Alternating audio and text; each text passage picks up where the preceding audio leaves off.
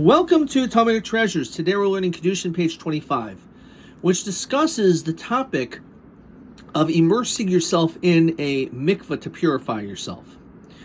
Now, there is a requirement that when a person does so, there cannot be anything on one's body which can cause a separation between you and the mei mikvah, the water. That would constitute as a chatzitza.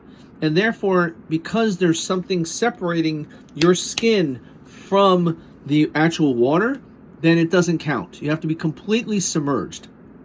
The question is it necessary for you to open up your mouth in order for water to go into your mouth while you go to the mikvah?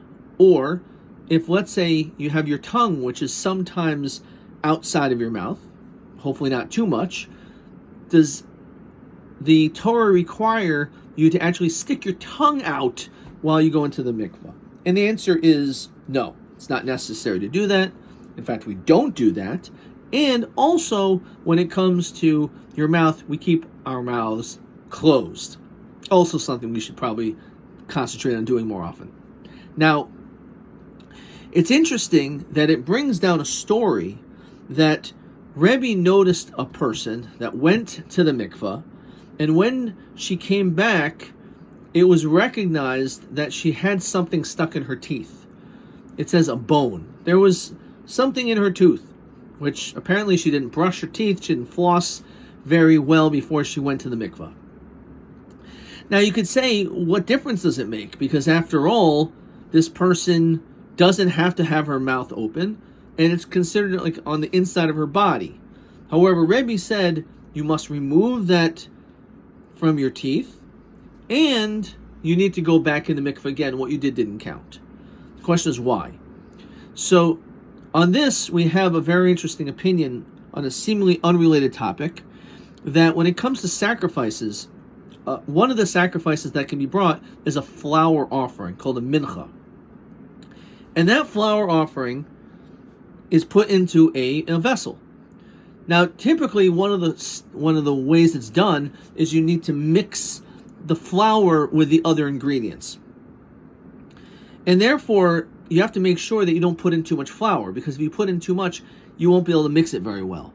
However, interestingly enough, if you didn't mix it at all, it still is acceptable as a sacrifice, as a flour offering. So the question is, why do we care if it's in a bowl which is containing a massive amount of flour that is impossible to mix if you don't need to mix it anyway? On this, Reb Zera says, when it comes to the offering, and also here, it doesn't have to be done, but it has to be that if you were able to do it, that you could. And therefore, it's the same thing when it comes to going into a mikvah. Even though we don't actually put water into our mouths, but we have to have our mouths clean so that if water would go into our mouths, then there would be no intervention. Again, it's not that we're supposed to put water in our mouths, we don't.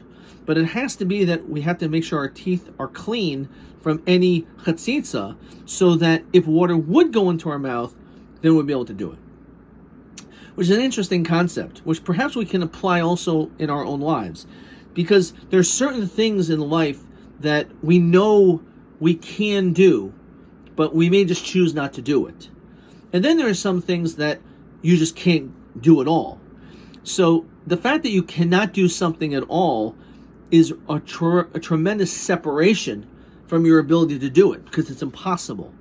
If you are just one step away, you have the ability to do something, you just choose not to, so that's at least somewhat getting closer to that goal. So it's an important thing to think about when it comes to, for example, teshuvah, or trying to lose weight or to be healthy.